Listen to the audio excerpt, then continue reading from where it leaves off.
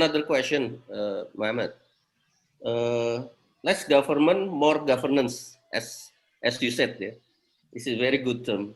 What kind of people capability needed to prepare to make smarter government that will more focus on governance, not government? Because as you know, the regulations sometimes come very late. Yeah? Yeah, and just one thing to before answering that question, just want to point. I generally kind of generalized Asia, but we have really great examples in Asia. Singapore, one being one of them, which for me is a role model for the rest of the world in how they are taking this human-centered design thinking to a next level. So um, I wasn't just make sure that we have gems everywhere in the world. So coming to this one, less government, more governance. Really, you need for that what I call transformational leadership mindset.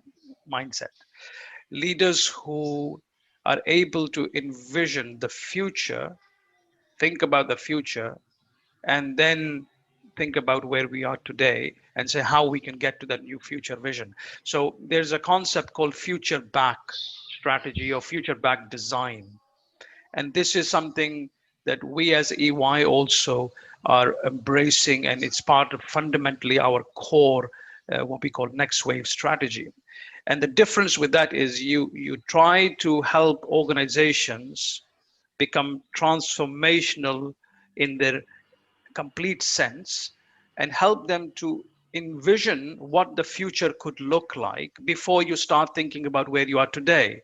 Typical processes you think in consulting as well is let's do an as is study, let's benchmark, let's do this, and then we go to, okay, let's now create a future.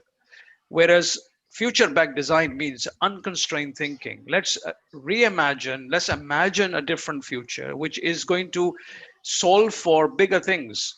And then come back and say, okay, where are we today? And what's the gap between that really ideal state I want to get to and where we are today? I'll give a very mundane example. If you were to have an opportunity to build your own house, the first thing you do, I mean, there are different approaches, but many of us will sit with an architect and we will give our vision of how we want to live to the architect. And the architect will take many different data points from us, what is good, what we want, how do we want to feel in the house, what we want, how do we want to live, etc., etc. Based on that, they will then create a future vision of it before you even start construction, right? So, and you'll go through various phases and maybe even they'll visualize it to show you how it will feel, look. And in today's world, 3D animation and all that can actually put you inside the house and living. So that makes it much more easy for you to then say, okay, what do I have today? Where do I live today? Am I taking a empty plot and going to build on that and I'm going to enable this vision? Or do I have already a building that I need to transform and change to making that? If you went the other way around, which you had a building already, you started to transform, you will never get to this ideal state. So that's the kind of mindset that we need in leadership today. And that means we need progressive thinkers, we need futurists, we need these kind of visionary people who are looking at beyond 5 years, 10 years, but thinking 15, 20 years ahead.